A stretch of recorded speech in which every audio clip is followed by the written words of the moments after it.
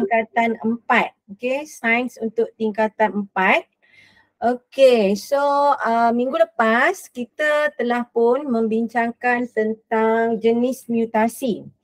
Okay, jenis mutasi ini berlaku perubahan ya dalam berlaku perubahan secara spontan ataupun rawak pada maklumat genetik dalam gen ataupun dalam kromosom, dan ini menyebabkan perubahan beberapa ciri ataupun sifat-sifat ya organisma tersebut disebabkan berlaku mutasi ini. Okey, so organisma yang mengalami mutasi dinamakan organisma mutant. Okey, minggu lepas kita dah bincang bagaimana boleh berlakunya mutasi. Pertama disebabkan oleh perubahan kimia pada struktur gen. Yang kedua disebabkan oleh perubahan pada struktur ataupun bilangan kromosom. Maknanya ada dua keadaan ya boleh berlakunya mutasi. Minggu lepas dah bincang sebenarnya. So saya hanya nak orang kata kita buat revision sikit lah kan sebelum kita pergi pada topik yang sebenarnya yang kita nak tengok kan. So kita lihat faktor penyebab mutasi yang disebabkan oleh bahan kimia. Bahan kimia kita dah tengok pada minggu lepas disebabkan oleh yang pertama sinaran radioaktif.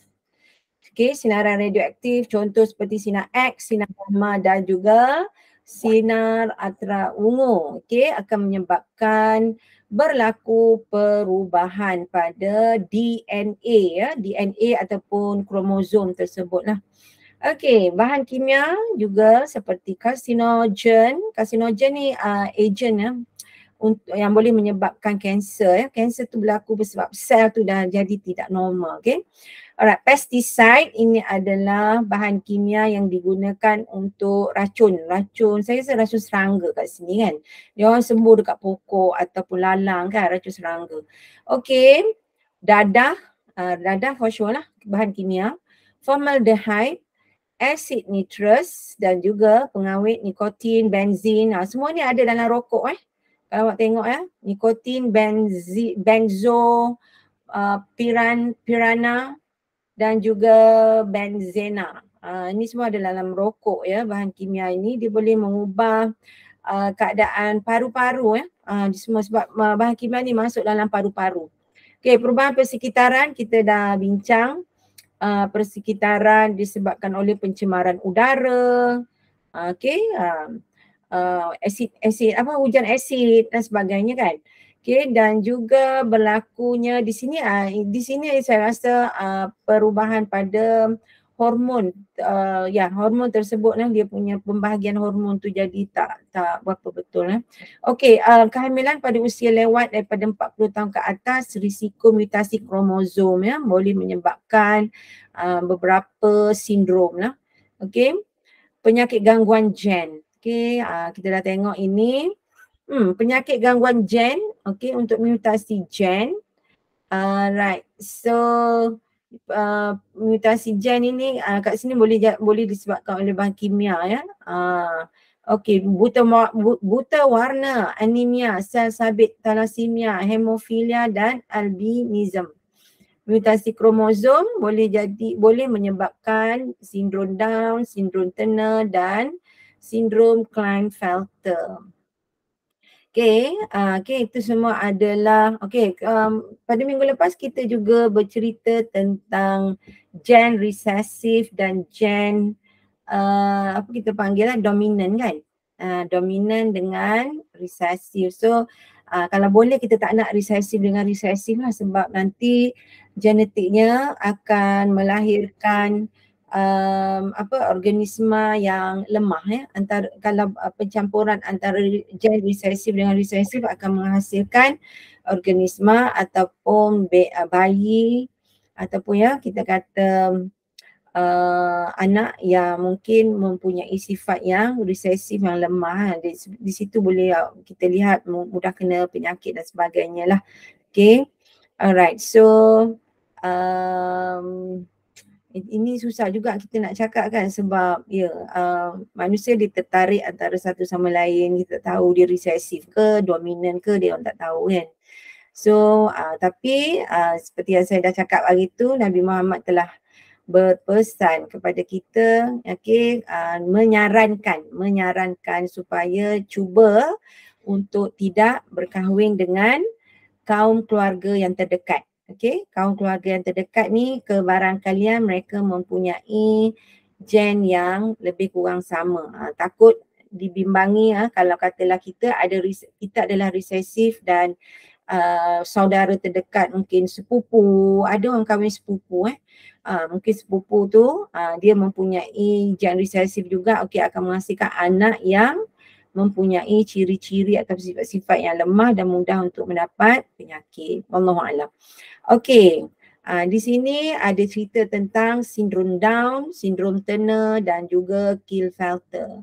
Bagaimana keadaan sindrom Down? Bagaimana keadaan sindrom Turner dan juga sindrom Klinefelter? Dia ada kaitan dengan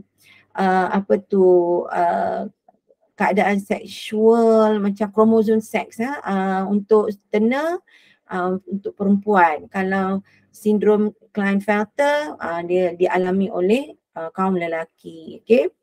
Alright, itu kita dah bincang pada minggu lepas. Kemudian juga ada kaedah mengesan gangguan gen. Ini mungkin dibuat di dalam makmal dikenal pasti di dalam makmal ujian dibuat ujian. So bukan senang manusia nak dilahirkan so kita dulu baby kecil macam ni kan, dalam perut ibu kan, betul tak? So kita lihat seterusnya ialah aplikasi penyelidikan genetik untuk meningkatkan kualiti kehidupan. So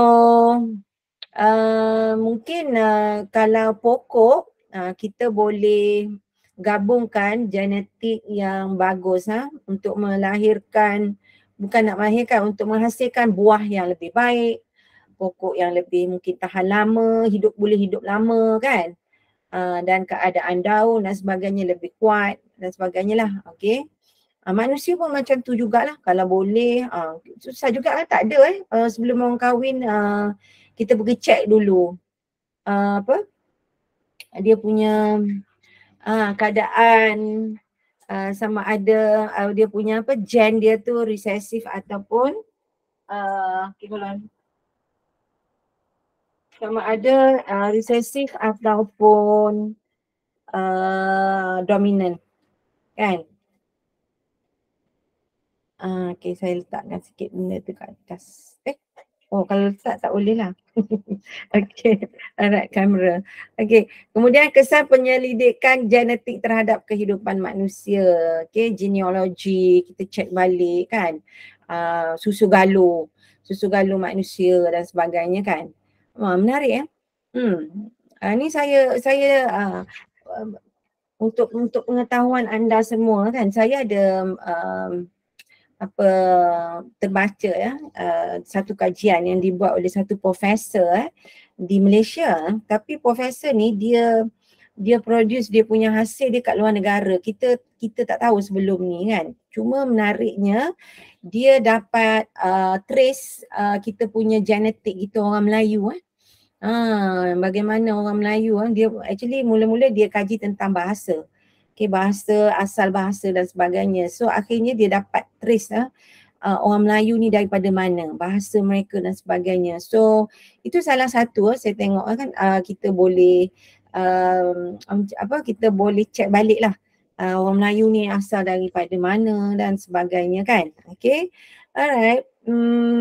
Itu sangat penting supaya kita tahu asal usul kita siapa kan. Kalau kita tak tahu asal usul kita, kita jadi lost. Kita jadi lost hilang punca. Kita tak tahu orang Melayu ni asal daripada mana. So kita kena ambil tahu.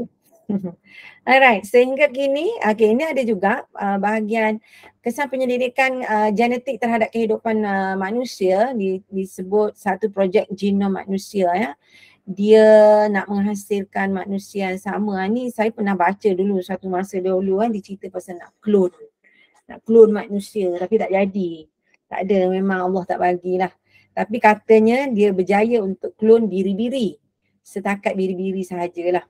Okay, kalau dapat clone manusia memang bahaya lah. Saya rasa mereka tak berjaya. Tak ada cerita benda tu. Okay, saya rasa di sini adalah okay. Okay, ini soalan praktis 5.3. Okay. Okay, apakah yang dimaksudkan dengan mutasi? Apakah yang dimaksudkan dengan mutasi? Siapa nak jawab?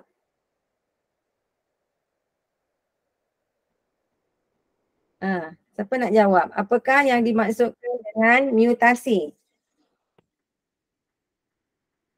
Okay, saya minta you all tengok dulu. Okay.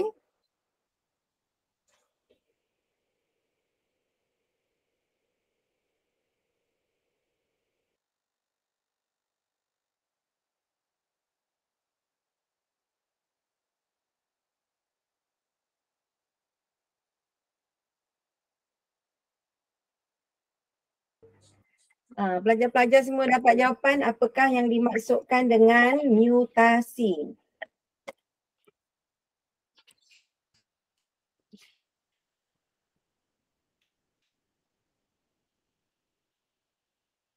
Siapa nak jawab? Tahu ke? Boleh buka nota, buku-buku nota yang awak ada, yang awak belajar dekat sekolah. Boleh buka tengok.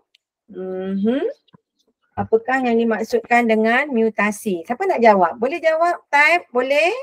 Saya boleh tengok jawapan kamu ataupun kamu boleh gunakan mic untuk bagi jawapan secara terus. Apakah yang dimaksudkan dengan mutasi? Okay, siapa tahu? Okay, ada jawapan. Terima kasih Nur Sofia, Dania, apa khabar?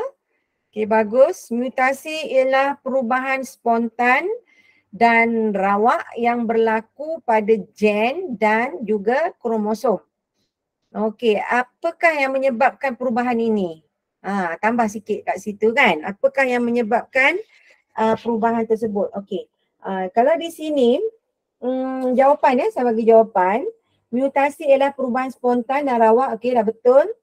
Yang berlaku pada gen dan kromosom yang menyebabkan, awak tambah sikit jawapan awak, yang menyebabkan perubahan ciri kepada anak yang mewarisi genetik terubah suai tersebut. Awak kena bagi tahu kesan dia. Mutasi ialah perubahan spontan dan rawak yang berlaku kepada gen dan kromosom. Okey, yang menyebabkan, tambah sikit Nur Sofia, jawapan ni bagus tapi kena tambah sikit. Yang menyebabkan perubahan ciri kepada anak yang mewarisi bahan genetik terubah suai tersebut. Okey, boleh ya? Okey, maknanya jawapan awak tu mungkin kalau bagi markah boleh dapat separuh lah. Yang menyebabkan bla bla bla. Okey, perubahan apa? Okey, namakan jenis mutasi yang ditunjukkan dalam rajah 1. Okey, kita tengok balik nota sebelum ini. Apakah jenis mutasi dalam rajah 1? Okey. Rajah 1 Roman 1, rajah 1 Roman 2. Okey, kita tengok balik apa dia. Di sini. Okey, jawapannya ialah ini adalah ini gambar dia kat sini kan. Ini adalah mutasi gen. Ini jawapan dia ya. Mutasi gen. Mutasi gen disebabkan oleh perubahan kimia pada struktur gen. Okey, mutasi gen disebabkan oleh perubahan kimia pada struktur gen. Kalau gambar yang sebelah kanan itu ialah jawapan ialah mutasi kromosom. Okey, jawapan untuk sebelah kanan, gambar sebelah kanan ialah mutasi kromosom, iaitu perubahan pada struktur ataupun bilangan kromosom. Yang ini perubahan kimia pada struktur chain tu. Okey, nampak perubahan kimia, dan satu lagi perubahan pada struktur ataupun bilangan kromosom. Okey, alright. So dapat jawapan. Okey, kita pergi kepada soalan yang seterusnya. Okey. Nyatakan 3 faktor yang menyebabkan mutasi. Nyatakan 3 faktor yang menyebabkan mutasi.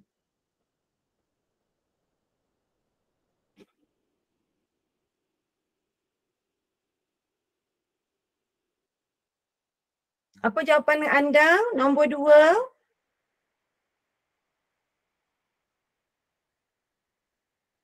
Okey. Nyatakan 3 faktor yang menyebabkan mutasi. Siapa nak cuba? Nur Sofia tak nak cuba? Boleh cuba? Okey, yang pertama. Faktor yang menyebabkan mutasi yang pertama ialah, siapa nak tolong jawab? Tak ada yang tolong jawab. Okey. Alright, saya bagi jawapan ya. 3 faktor yang menyebabkan mutasi ialah, yang pertama, sinaran radioaktif. Sinaran radioaktif. Yang pertama. Okey, faktor yang pertama, sinaran radioaktif. Faktor yang kedua, perubahan persekitaran. Faktor yang kedua ialah perubahan persekitaran. Dan faktor yang ketiga adalah disebabkan oleh bahan kimia. Okey ya? Sinaran nombor 1 sinaran radioaktif, kedua perubahan persekitaran, dan yang ketiga ialah bahan kimia. Contoh terdedah kepada apa tadi? Mungkin racun serangga yang disembur di kawasan pertanian. Orang tu berada di situ kan, jadi mungkin dia akan mengalami perubahan disebabkan berada di dalam kawasan ataupun dekat dengan tempat yang berisiko tinggi yang disembur dengan racun tadi. Okey, itu antara lah kimia, ataupun dia okey, contoh dia isap rokok. Yes, isap rokok. Perempuan isap rokok ibu yang isap rokok, kebarangkalian anak dia akan mengalami perubahan ini.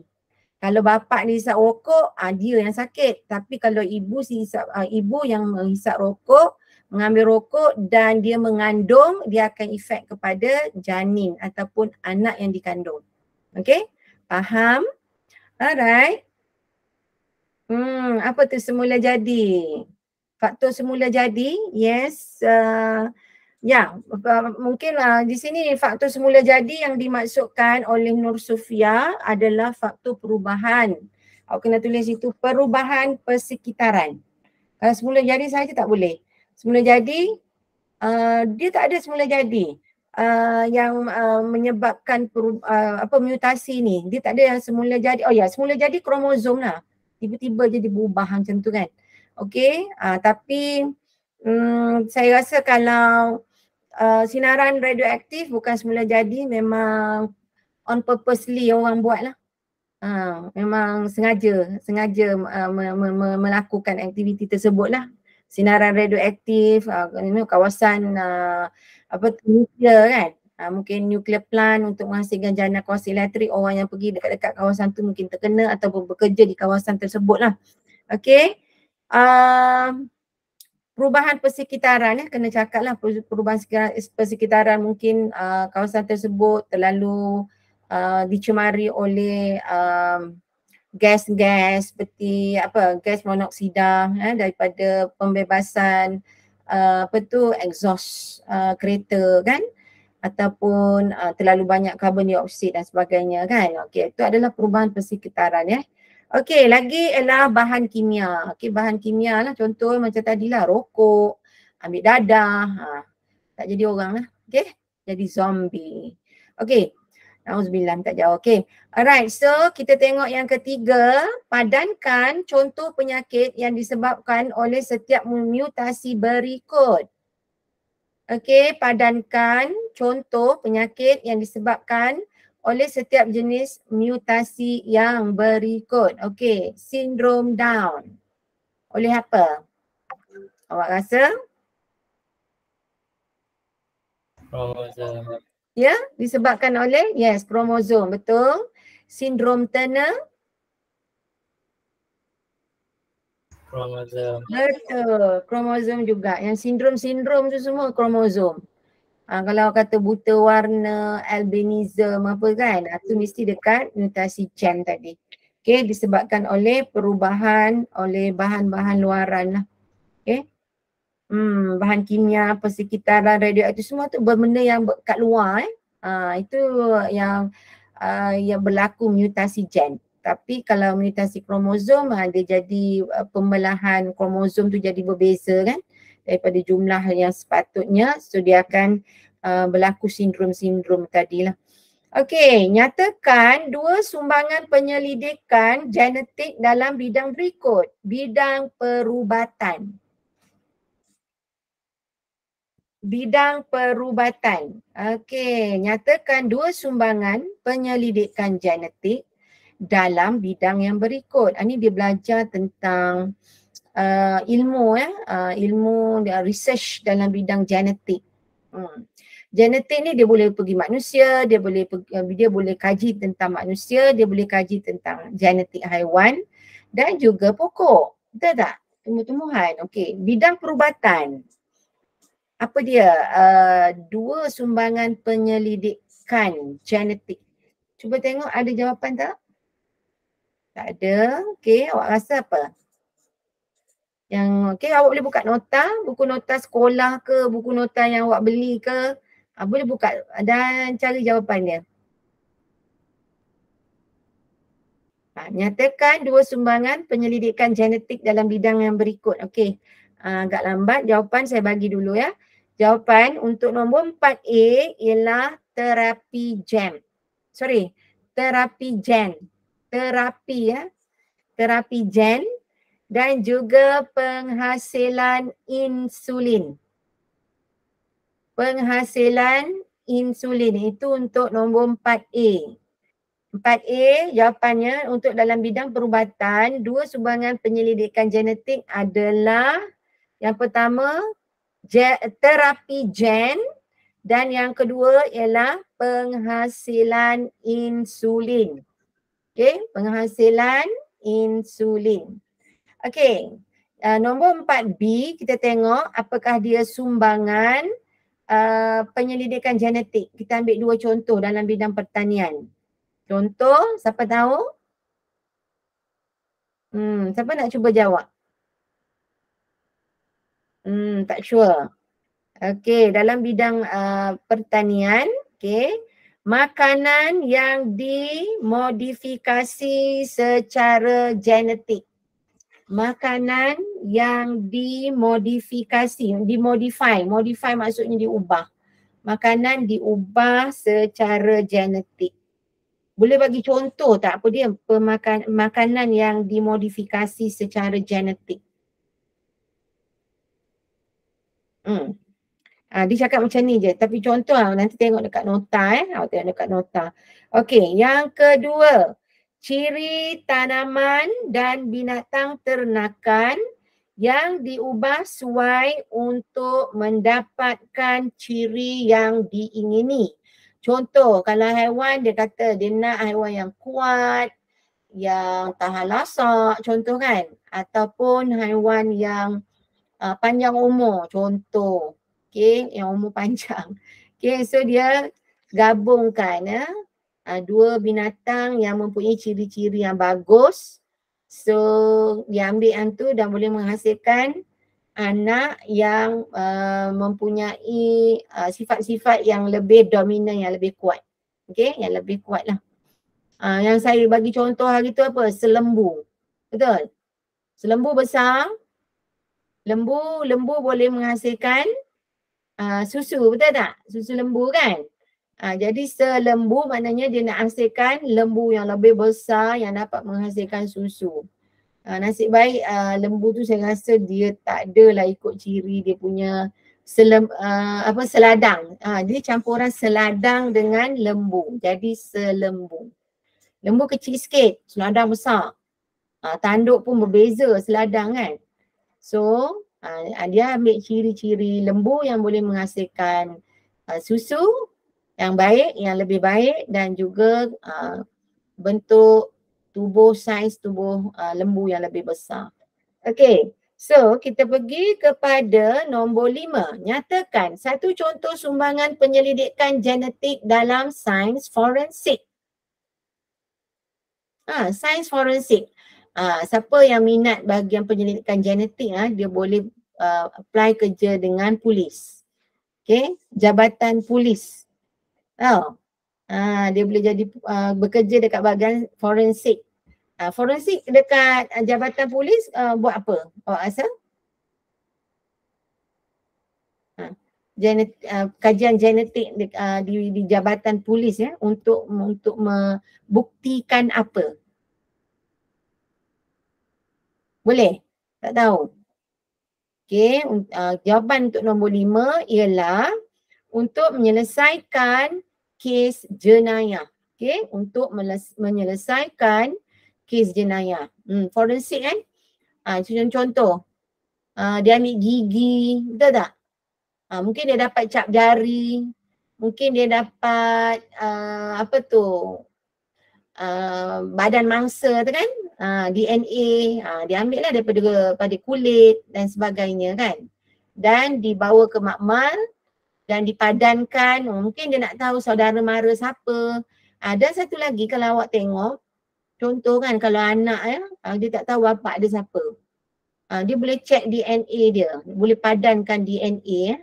Tapi kalau anak tu memang anak yang betul, bapa dah ada kat situ memang sure lah. Tapi ini yang tak tahu dia tak tahu siapa bapanya dan mungkin dia bertemu dan dia nak make sure dan sebagainya, ataupun bapa yang dia mungkin ada question mark ke apa kan. Okay, dia nak check whether DNA mereka adalah sama atau tidak. Itu boleh dalam bidang genetik.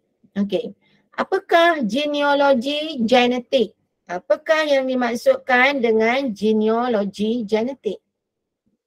Kalau awak cek, perkataan genealogi adalah turutan salasilah. Awak tahu salasilah tak? Keturunan. Okay, keturunan kan. Jadi di sini, kalau dia tanya apakah genealogi genetik, jawapan, okay, saya bagi jawapan. Genealogi genetik adalah kajian pengumpulan genetik untuk menentukan salasilah. Salasilah maksudnya hubung kait antara yang bahagian atas dengan bahagian bawah. Maknanya keturunan lah. Okey, nak cek keturunan Genealogi genetik adalah kajian pengumpulan genetik untuk menentukan salasilah hubungan antara seorang individu dengan nenek moyangnya. Itu yang dibuat oleh AI sekarang kan. Saya rasa AI lah. Okay, artificial intelligence kan. Dia orang boleh check awak ni, datuk nenek moyang awak dulu datang daripada negara mana. Jangan cek tengok ada daripada Afrika. Jauh benar datang kan. Tapi kebanyakan kita ni just around Asia Tenggara lah. Kadang-kadang ada yang saya tengok dalam video dia check dia punya genealogi dia guna AI ni. Dia ambil darah je dia ambil darah dan dia boleh check asal dia tengoklah dari Vietnam ke, daripada Thailand ke kan. Tapi kita memang around Asia Tenggara, boleh jadi daripada Indonesia ada Okay. Alright, so kita pergi kepada kita punya pelajaran untuk malam ini, teknologi kejuruteraan genetik. Ini bagus juga, mungkin ada antara pelajar-pelajar yang berminat, bolehlah melanjutkan pelajaran anda dalam dipanggil genetic engineering ataupun kejuruteraan genetik. Bermula pada tahun 70-an melibatkan pengendalian ataupun manipulasi gen. Kejuruteraan genetik melibatkan aplikasi teknologi untuk mengganti atau memindah atau memodifikasi. Memodifikasi tu, modify tu maksudnya mengubah gen dari satu organisma ke satu organisma lain. Mengganti ataupun memindah ataupun memodifikasi dari satu organisma ke dalam organisma lain untuk mendapatkan ciri organisma yang diingini. Itu yang saya bagi tahu tadi, selembu tadi kan. Antara contoh kejuruteraan genetik termasuklah A, genetik terapi gen. Kita tengok nanti apa itu terapi gen. B, DNA rekombinan. Rekombinan. DNA rekombinan, penggunaan plasmid, ini semua buat kat mamal ni. Dan juga C, organisma termodifikasi genetik. Oh, dia punya perkataan genetically modified organism ataupun GMO, genetically modified organism. So maksudnya organisma itu telah diubah dia punya genetik dia. Inilah yang saya sebut pada awak tu pada minggu lepas, saya lupa saya sebut pada awak kura-kura yang kura-kura warna hijau yang berbentuk orang kan, ninja turtle, betul tak? Kan ninja turtle kan, tu mutasi lah tu, manusia mutasi dengan turtle. Saya tak tahu betul ke tak kan, itu mungkin hayalan lah. Okey boleh faham? Boleh ya, betul Nur Sofia. Genealogi genetik ialah kajian pengumpulan genetik untuk menentukan salasilah dan susu galur tentang keluarga, keturunan dan sejarahnya. Betul. Kita nak cek balik keturunan kita siapa. Kena cek tau. Macam mana kita tak tahu Cuba tanya ibu bapa awak, nenek datang daripada mana? Nak tanya nenek, kalau nenek ada okeylah boleh tanya. Kalau nenek dah tak ada, nak tanya siapa? Tanyalah orang tua yang ada dalam keluarga anda, betul? Okay, so yang ini, okay, kita tengok, alright. Nampak dah, makin besar. Sekejap saya kecilkan. Okay, kita tengok yang ini je, right. Dalam terapi gen yang menyebabkan penyakit gangguan, gen digantikan dengan gen yang sihat ataupun normal. Maknanya seseorang itu mungkin ada penyakit gangguan gen. Jadi digantikan dengan gen yang sihat ataupun gen yang normal. Berikut merupakan contoh penyakit-penyakit yang boleh dirawat dengan menggunakan terapi gen. A, hemophilia. C, cancer. A, hemophilia. B, penyakit Huntington. C, cancer. D, amyotrophic lateral sclerosis, ALS. Dan E, cystic fibrosis. Macam-macam fibrosis ini, fibrosis, apa tu? Saya tak silap ini komponen darah Okey, Rajah 5.25 menunjukkan kaedah terapi gen untuk merawat penyakit. Kita tengok nombor satu. Nombor satu ni. Sel stem yang dengan gen yang menyebabkan penyakit diambil daripada pesakit. Okey, dan apa yang berlaku? Nombor dua, di dalam amal, virus diubah suai secara genetik supaya tidak menyebabkan penyakit kepada manusia. Dia boleh dia boleh ubah suai genetik itu. Okey, dan nombor tiga, gen yang sihat dimasukkan ke dalam virus. Dan yang keempat, virus yang diubah suai bercampur dengan sel stem penyakit. Dan yang kelima, sel menjadi terubah suai secara genetik. Dia boleh buat Dia ambil dulu sel stem tu, dia ubah, lepas tu dia masuk balik dalam dalam badan manusia tersebut. Okay. Alright, so sel menjadi terubah suai secara genetik. Dan yang keenam, sel yang diubah secara genetik disuntik ke dalam badan pesakit untuk menghasilkan protein atau hormon yang diperlukan. Sel yang diubah secara genetik disuntik, okey. Disuntik oleh siapa? Oleh doktor ni lah ataupun oleh pengkaji genetik ni lah. Okey, disuntik ke dalam badan pesakit untuk menghasilkan protein ataupun hormon yang diperlukan.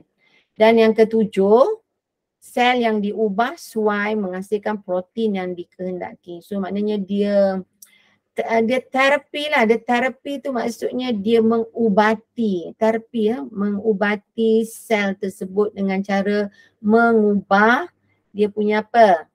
Dia punya stem cell dia. Mengubah stem cell. Dia disebut tentang stem cell tak?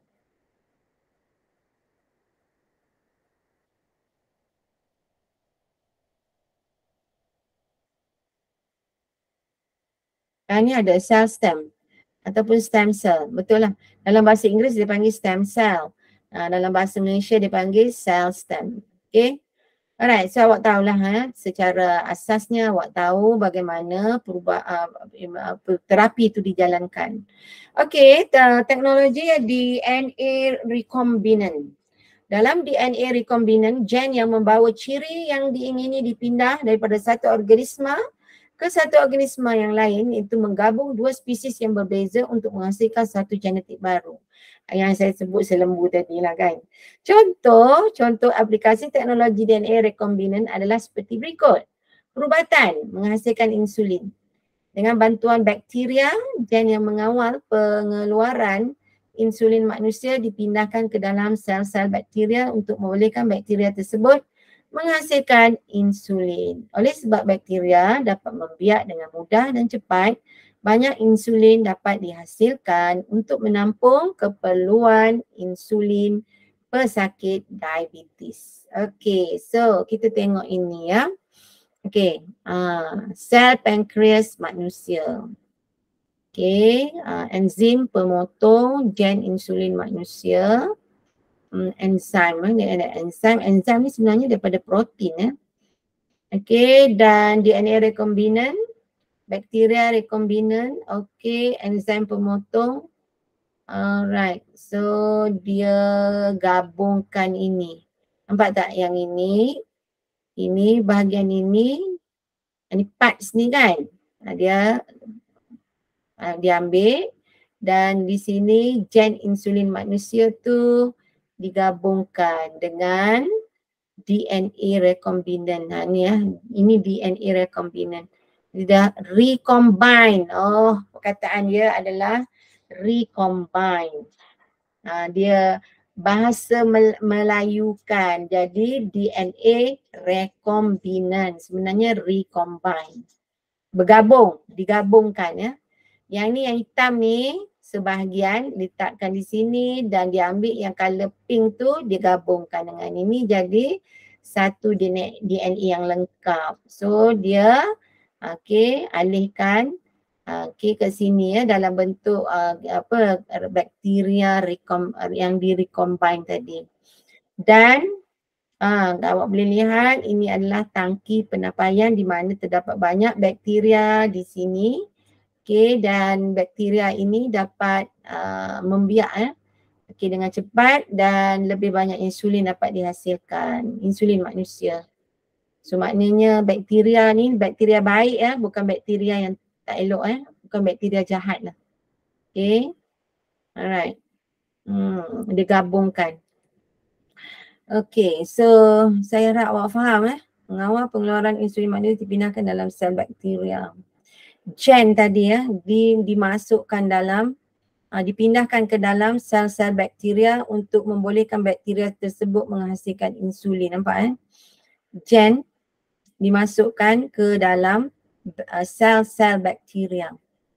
Maknanya ni bakteria lah, the whole thing is bakteria. So gen ni masuk kat dalam bakteria ni. So bakteria gen ini membawa bakteria membawa gen-gen tersebut. Okay, dan menghasilkan insulin. Okay, ini nak kena belajar lebih mendalam lagi lah bahasa. So dia bagi awak dalam bentuk gambaran, diagram yang lebih mudah. Gen insulin manusia dipotong dengan menggunakan enzim pemotong. Enzim Nak potong gen insulin manusia pakai enzim. Nama enzim tu adalah enzim pemotong. Hebat, okey. Plasmid sel bakteria dipotong dengan menggunakan enzim pemotong juga. Okey. Alright. Okey. Plasmid sel bakteria. Okey. Dua-dua dipotong, maknanya ni potong, yang ni potong. Lepas tu combine kat tengah ni. Okey. Betul Nombor 1 kan? Nombor 1 ni adalah gen insulin manusia. Nombor 2 ni adalah plasmid sel bakteria. Okey, plasmid sel bakteria. Jadi digabungkan plasmid sel bakteria dengan gen manusia. Gen insulin manusia. So dia berada dalam satu keadaan yang bergabung. Ni bergabung Okey. DNA recombine tadi dimasukkan ke dalam sel bakteria. Okey, DNA. Ini dalam bentuk DNA dimasukkan ke dalam sel bakteria. Ini adalah DNA. Okey. Right. Agak ni jugalah. Okey. Agak complicated juga Okey, sel bakteria dan DNA recombinant mengganda di dalam tangki penapaian. Kat dalam ni lah. Okey, ekstrakkan dan penulinan insulin manusia. Okey, boleh menghasilkan insulin manusia dengan lebih banyak lagi lah. Sebab bakteria kan dia membiak kan. Bakteria membiak. So digunakan bakteria tadi. Okey, so ni apa? Okey. Sorry ini adalah page yang seterusnya. Okay, so awak tengok di sini etika dalam teknologi kejuruteraan genetik. Okay, ini saya tak silap kalau dalam Islam pun kita kena berhati-hati jugalah dalam konteks ini supaya mereka tidak menghasilkan gen yang tidak dibenarkan oleh dalam agama Islam. Ada nak combine manusia dengan binatang ke apa itu tak boleh lah kan. Okey, tetapi sehingga hari ini saya rasa senyap je sekarang, tak tahulah dia orang buat senyap-senyap ke apa kan. Okey, sehingga hari ini terdapat banyak isu etika dan agama yang berkaitan dengan kejuruteraan genetik masih belum diselesaikan. Kontroversi sebagai contoh kontroversi pengklonan manusia untuk menghasilkan organ seperti jantung untuk digunakan dalam pemindahan jantung. Okey, oleh sebab penerima organ di Malaysia semakin berkurangan, penggunaan organ klon dalam pemindahan organ menjadi isu etika dan juga isu sosio-saintifik. Etika tu dari segi agama dan budaya lah. Kebanyakannya tidak membenarkan menghasilkan penghasilan macam itu. Okey, penyalahgunaan teknologi kejuruteraan genetik boleh menghasilkan biobahaya yang mendatangkan kesan buruk kepada alam sekitar dan menjejaskan ekosistem semula jadi. Contohlah nak gabung genetik ni bahaya juga. Kan? Tiba-tiba jadi binatang apa tak tahu. Kan? Boleh jadilah contoh kan. Okey. Unicorn kan? Tahu unicorn tak? Tahu perkataan unicorn? Gabungan antara unicorn adalah kuda bertanduk yang boleh terbang. Kuda bertanduk yang boleh terbang. So dia nak combine genetik apa tu? Contoh, ini contoh je. Okey, kuda bertanduk yang boleh terbang. Maksudnya combine kuda dengan burung, tanduk ambil daripada mana wallahualam. Mungkin ambil daripada seladang. Contoh So mereka mungkin dari segi agama dan dari segi etika ni tidak membenarkan sebab boleh menghasilkan suatu benda yang pelik lah, yang luar daripada kebiasaan. It's not good lah. Okay. Alright. So penyalahgunaan teknologi kejuruteraan genetik boleh menghasilkan bahaya yang mendatangkan kesan buruk kepada alam sekitar dan menjejaskan ekosistem menjadi. Okay. Bila saya cerita pasal ni saya teringat cerita Spiderman. Ingat tak? Itu mutant yang profesor tu kan. Yang profesor tu tiba-tiba jadi biawak. Ingat tak? Ingat tak cerita tu? dalam cerita Spiderman, tiba-tiba profesor tu jadi biawak. Okey. Tak ingat lah. Kan itu mutant lah tu. Profesor jadi biawak tu. Okey, sekejap saya besarkan page dia. Dah pukul berapa sekarang? Okey, mungkin saya tersalah pandang jam. Sekarang dah pukul 9. Okey, pukul 9 sepatutnya sudah berakhir Okey, banyak lagi sebenarnya kalau boleh. Oh, dah habis. Last untuk topik ini Last Tak. Ada lagi. Okey, tak apa. Ini mungkin kita akan bawa minggu hadapan. Okey, so nampaknya dah pukul 9. Okey, saya kena berubah pada kelas lain So saya mengakhiri kelas ini. Okey, sampai di sini saja dulu untuk hari ini. So kita jumpa lagi pada minggu hadapan. Okey, sekian terima kasih dan terima kasih pada semua pelajar-pelajar yang menghadiri kelas untuk tingkatan 4 pada malam ini. Kita jumpa lagi minggu hadapan. Assalamualaikum. Terima kasih Sofia. Okay.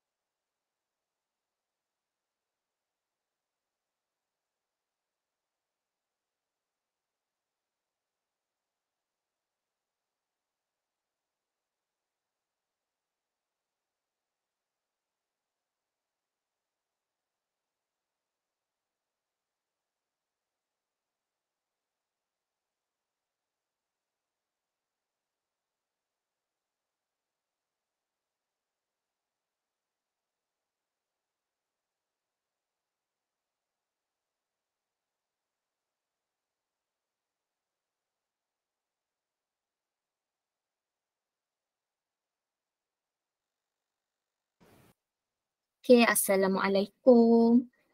dan salam sejahtera. Selamat malam.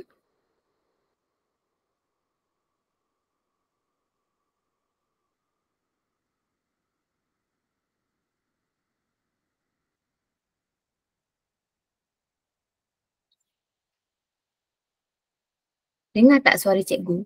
Okey, dengar. Okey, cikgu paparkan skrin sekejap.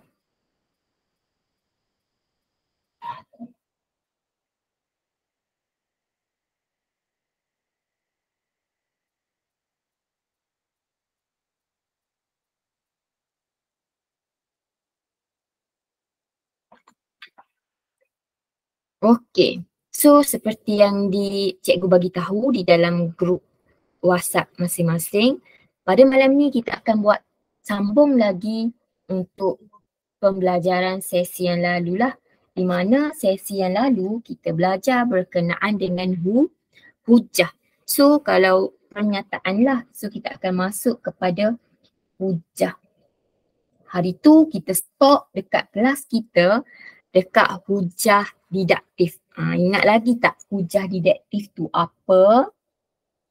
So ni cikgu paparkan. Okay. So kita akan sambung pada malam ni. Kita akan habiskan. Sikit lagi hari tu kita tak sempat iaitu hujah induktif. Kalau awak tengok hujah ni, kita ada premis dengan kesimpulan lah. Hujah kita terbahagi kepada dua. Didaktif dengan induktif. Macam di UK, ikut duduk yang cikgu bagi tahu sesi lalu. Kalau didaktif ni, hujahnya adalah umum kepada apa? Khusus.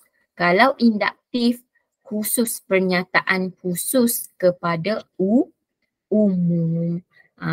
So cikgu harap awak masih ingatlah dalam hujah didaktif ni kita nak tentukan kita ada munasabah dan sah.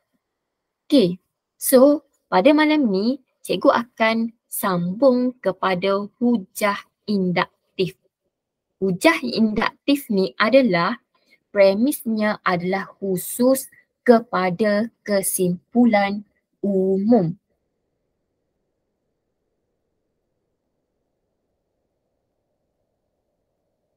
Okay. So, jadi kalau awak tengok, kita tengok macam mana kita nak buat tentukan sama ada hujah induktif kita kuat ataupun lemah.